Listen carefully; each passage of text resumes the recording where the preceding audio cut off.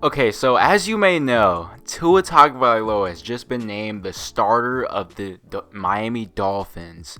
And I'm not really sure how I feel about this, but I'm going to be sticking with my narrative that I've been sticking with ever since Tua was a senior in college.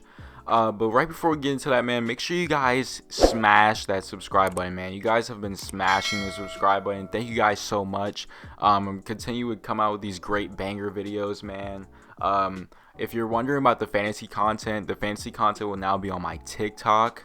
For now on, it's just a little bit more simpler and easier to get to every single day. So that content is going to be on my TikTok. But as far as NFL videos, man, yeah, these are staying on my YouTube. So without further ado, make sure you guys go smash that like button, man.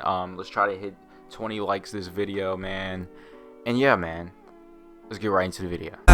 Baby, yeah, you know I'm in my body today. Hit the bitch, told her come through on a Saturday. Run it up, baby, yeah, the fast way. Greatness come with patience, so you know that I had to wait. Ooh, baby, yeah, you know what you do to me, and you know. So, Tua Tagovailoa. I have never really been high on Tua the football player, but Tua the person, I love Tua the person. He's such a great guy. I feel like his personality is really underrated. That's one thing I could really say about him. I really think Tua's personality is one of the best traits about him, how he goes about things. His mental side is really good as far as a personality person aspect. I love Tua's story, especially his senior year when he almost sustained a career-ending injury in his hip. Not only did he do that, but he broke his nose, had like a really bad concussion, and really hit rock bottom. And just this kid from Hawaii who was a former national champion, one that was at the top of the rock, top of the mountain in his freshman year, and now he's at rock bottom his senior year. I mean, it really showed a lot of resilience for him to come back and be almost better than ever. Honestly, we'll see if he's better than ever or if he's the same player against the Rams, but I still love his story. If you have not watched the documentary, it's insane.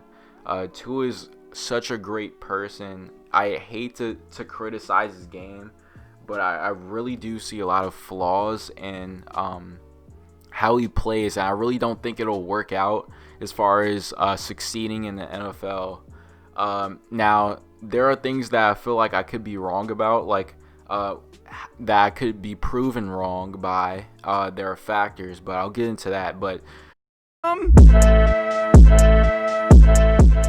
the number one reason that I don't think Tua will succeed in the NFL is he's a developing young QB with a defensive-minded head coach. So defensive-minded head coaches usually they don't work with their young quarterbacks, so they don't really develop them that way. One really good example of this was probably Christian Ponder. He was stuck with a defensive-minded head coach, and he really was just left out for the Wolves. He did not have any way to just succeed in that. Another one is probably Dwayne Haskins. If I strongly believe if Dwayne Haskins had Sean McVay as a coach, I really think that Sean McVay would have took the time to really develop him instead of as a defensive-minded head coach. Because if you're a defensive-minded head coach, you are worried about the defense. You are worried about the other team not scoring, and you just want the offense to do its job. And things like turnovers, mishaps that a normal young quarterback is going to do, because honestly, rookies are going to do rookie stuff.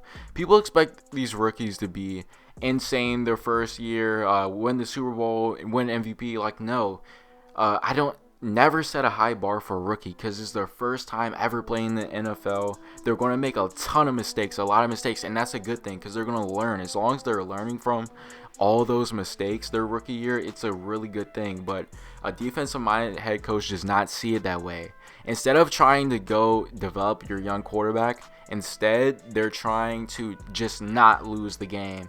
They're not trying to go out and win the game. They're trying to not lose it. So, young QBs who are just going to turn the ball over are not great options for a defensive-minded head coach. Now, one thing I do really like Brian Flores, but I don't see it like it never really works with a defensive-minded head coach for a young QB.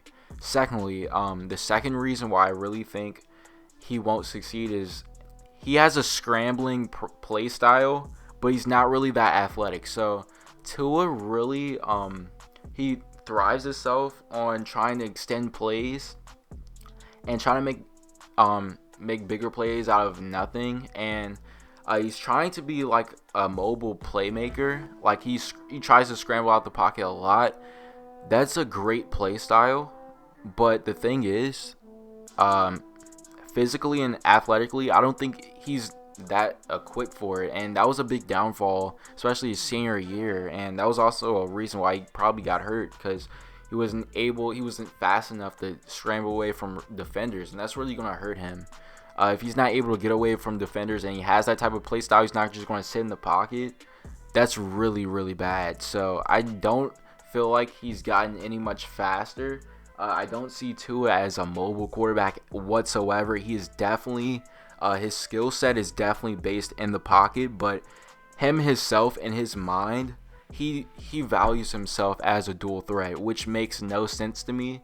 It's almost as if Drew Brees said, let me go run out the pocket like I'm Patrick Mahomes, or not Lamar, but like I'm Kyler Murray, and just try to like make plays and just use my legs. Like, no.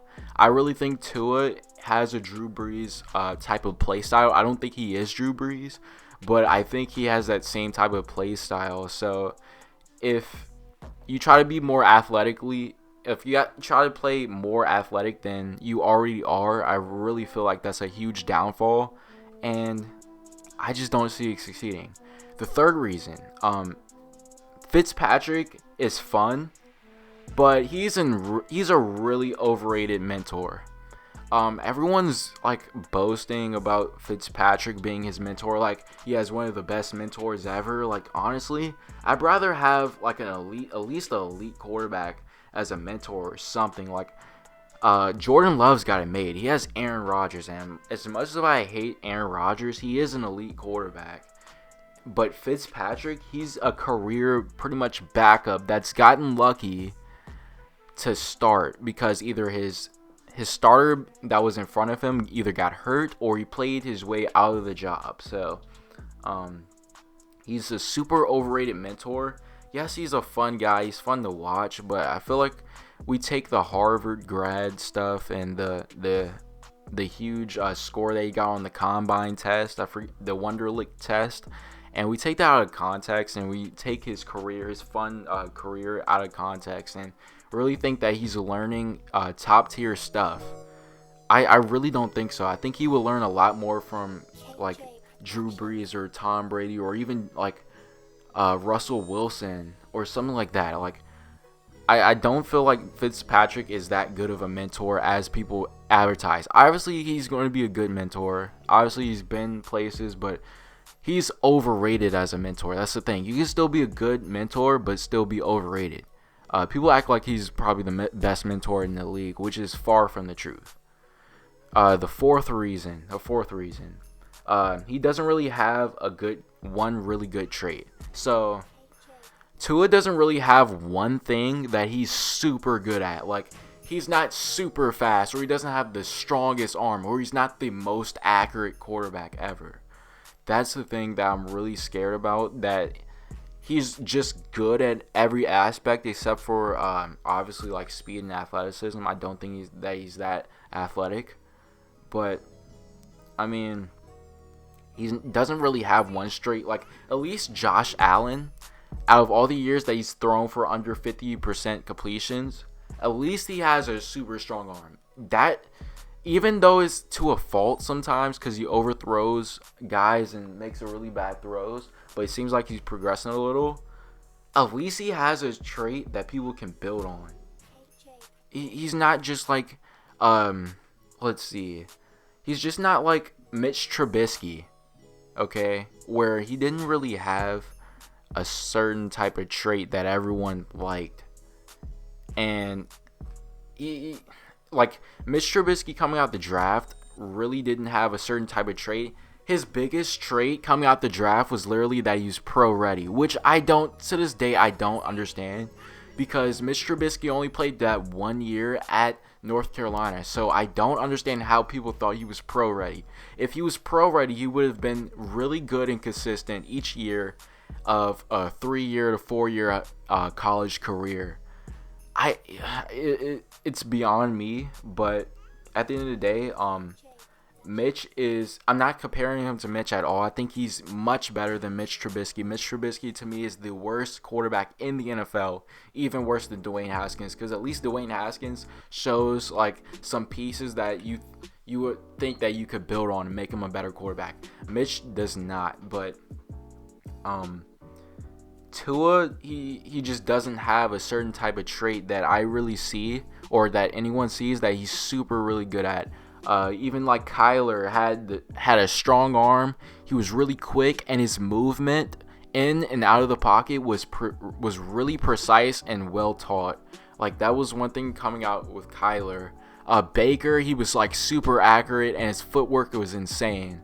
Patrick Mahomes, he may have been like one of the most uncoordinated guys coming out of the draft as far as like mechanics go, but he had a rocket arm, and he was also mobile. Deshaun Watson had the pedigree, like everything. Tua just doesn't have that one trait that everyone is just in awe about, and it's really sad. Now, here's some pros. I know I just beat him up, but here's some pros. So, some pros could be that he actually could prove me wrong with. Now, if he does prove me wrong, these two traits, these two pros will be the way. And one, he's a genuinely great guy. So, when you're a genuinely great guy and you have that type of presence in the locker room, that really builds the culture of the Dolphins. So if it's building the culture of the Dolphins, that makes the Dolphins succeed. The Dolphins already have a winning culture, and he's coming into that type of winning culture. So if he is immersing himself in making that winning culture even better, because he's such a great individual, personally, and just a great human, then they're going to really want to rally around him and really play for him. That's one thing I really think the Dolphins will do. They will play for him, like play their hardest. They won't be unmotivated like the Bears were with Jay Cutler. Tua's not an a-hole. Like, he is a very good guy. It's just I see flaws in his game where I just don't think I don't see him succeeding. One other thing, he seems like a really, really, really good leader. Like, he seems really sturdy on his values and things that he thinks are important, and he works extremely hard on those, and that's what makes him a great leader. So that's another thing why I really think that the Dolphins are going to rally around him and play a little bit better for him. But those are the only two things that I can see that will overtake his values and probably erase some of those mistakes that I really see in those, and his flaws that I really see in his game. But yeah, man, that's pretty much going to wrap it up for the video. Make sure you guys let me know what you guys think about Tua Tagovailoa. Tua Tagovailoa. And yeah, man, make sure you guys hit that subscribe button again. And yeah, guys, it's Jack. Ay, grip and stay with it like I'm supposed to. Roast grill, freezing, spread it coastal. Baby, fuck with me for your outdoor. And I be flossing cause I'm new school. I be chasing hundreds like it's Blue's Clues. And she fuck with me, but she ran through. And I'm rolling whites like Sunny through. And I'm blowing gas like I used to. I be getting money like I'm supposed to. Youngest in my city.